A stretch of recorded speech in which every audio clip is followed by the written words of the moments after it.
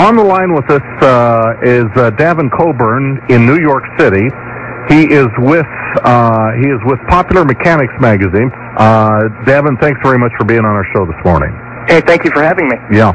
First of all, what is your job at Popular Mechanics, and why are you speaking with me? Sure, I'm the research editor here at the magazine. I was an original reporter on the magazine piece in the March 2005 issue, and then my role for this book was largely to fact-check the material in it. All right. To make sure that everything there was accurate. All right, let me go to the phones. Mike in Phoenix is first this morning on the show.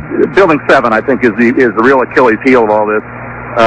Larry Silverstein, the man who presciently took out an enormous insurance policy a couple months before 9/11 on the building that he had on the complex that he had just leased for 99 years, said that on PBS they decided to pull the building 7.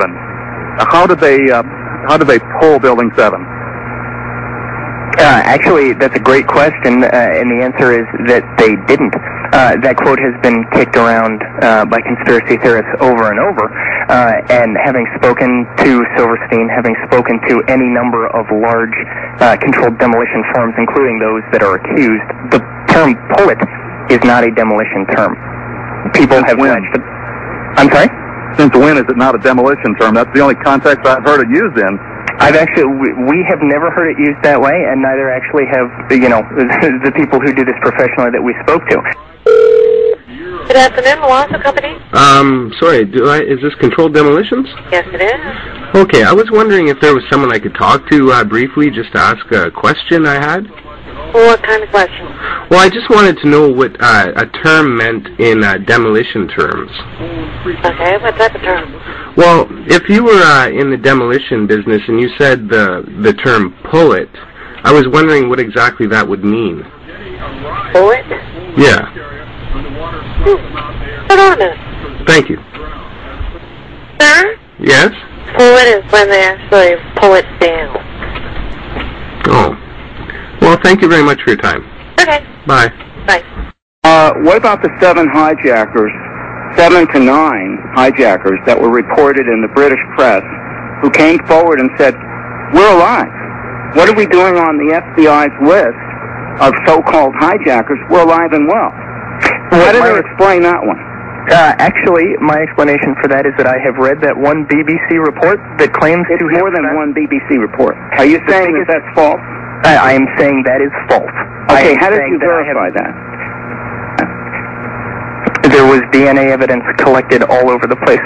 The building was incinerated, the concrete was turned into powder, there were molten pools of steel in the bottom of the building that were still hot weeks after, and they were able to do autopsies on bodies? Have you Are ever you giving? seen Are you insane? Report? Where are the autopsy reports you're referring to on the hijackers? Where are those reports? I haven't heard anything about autopsy. Particularly out of the Pentagon, actually. Well, I want to know where, even if we presume that you're correct that they recovered the DNA of the 19 hijackers from the rubble, where did they get their original DNA against which to match it?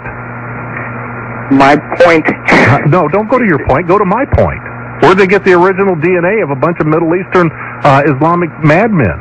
Where did they get the DNA? Had they submitted the DNA before they... where the hell did they get it? You're not even talking sensibly with me. Off the top of my head, I don't know the answer to that. Of course you don't. I'll get back to you with it. Is that a promise? I will do my best. People all across the state of Arizona now are hearing Davin Coburn say on the show that he's going to find out how they got that DNA checked against those Islamic terrorists who had shaved their bodies naked to hijack those planes that day. Good. I'd like to hear it. Popular Mechanics. Hi, Davin? Yep. Hi, my name's Jeff. The reason I was calling was because I wanted to ask you, the other day, I heard you say something about the evidence for DNA with the 19 hijackers. I was wondering if you could source that information yet? If you have any questions about the 9/11 book, I can give you a number to call, or you can contact our media representative. You aren't able to source that information yet? And also the fact that I called 3 demolition companies, and they are aware of the term pull it. You said that was not used in any demolition company term. Thanks very much for the call. Do you have the contact info for our media representative? What is that, please? Can I put you on hold for just a second? So you can't answer either of those questions then? I'll put you on hold. I'll be right back. Thanks very much.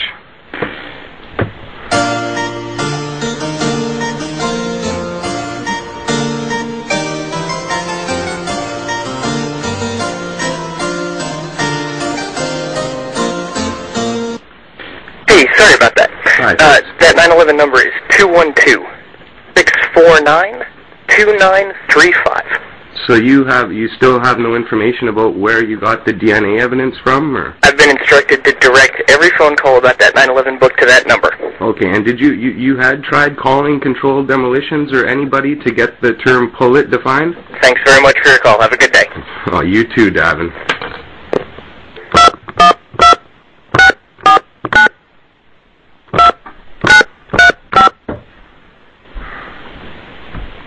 You've reached the office of the 911 editor. Please leave a message of 60 seconds or less. Thank you for your interest in Popular Mechanics. Okay. All right. You don't understand why when you tell us that they found the hijacker's DNA remains amongst the molten steel, and I ask you where did they get the original DNA from the hijackers to match it against?